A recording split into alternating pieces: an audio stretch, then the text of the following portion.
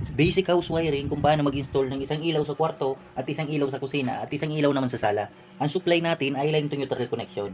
Itong live wire niya ay dito natin i-connect sa isang line ng switch at isasama natin itong isang line supply dito sa isang box.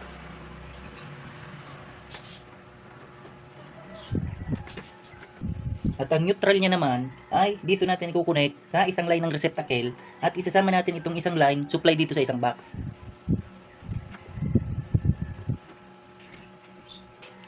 At ang return naman ng switch ay dito natin i-connect sa isang line ng receptacle. Yan yan nakakonect sa inner part.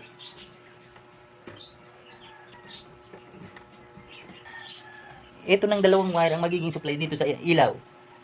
Itong neutral niya ay dito natin i-connect sa isang line ng receptacle. At isasama natin itong isang line supply dito sa isang ilaw.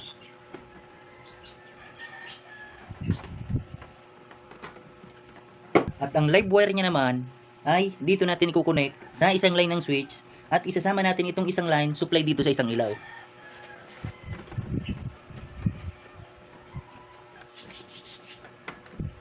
At ang return naman ng switch ay dito natin i-connect sa isang line ng receptacle. Diyan yan nakakonect sa inner part.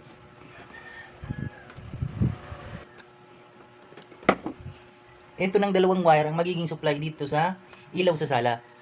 Itong neutral niya ay dito natin kukonek sa isang line ng receptacle.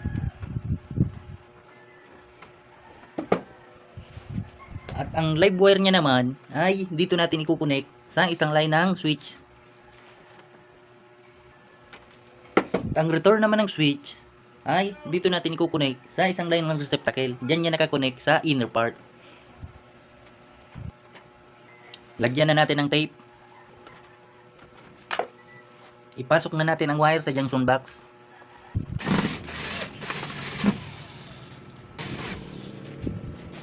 Lagyan na natin ang bulb. I-on natin ang circuit breaker. I-on natin ang ilaw sa kwarto. At i-on naman natin ang ilaw sa kusina. I-on naman natin sa sala.